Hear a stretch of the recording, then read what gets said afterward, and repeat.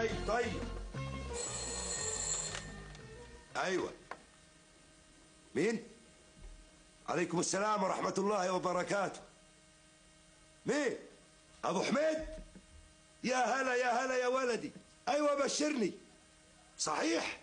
الف الف مبروك يا دكتور. طيب ومتى جاي؟ طيب طيب. وانت طيب يا ولدي، وانت طيب. في امان الله.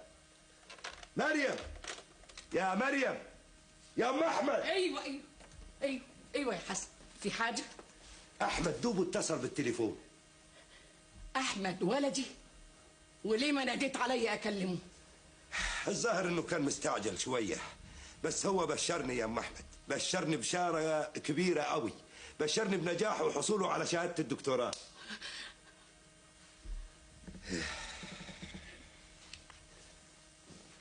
مبروك يا ام الدكتور. الله الله الله الله الله الله الله، ايه الدلع ده يا ام الدكتور؟ ايه الدلع؟ بتبكي وتضحك بوقت واحد يا ام احمد. اعذرني اعذرني يا حسن، 4 سنين عيني ما طاحت عليه وهو بعيد عني.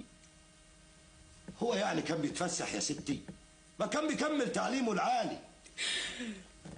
ما كان كفايه عليه اللي اتعلمه هنا، ولا كان اشتغل معاك في المؤسسه؟ يا ستي هو سفره كان بيدي.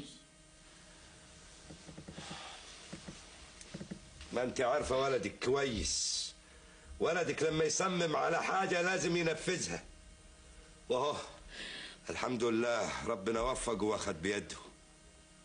بعد ما غاب عني 4 سنين، ده انا نظري ضعف وصوتي راح من كتر البكا على فراقه.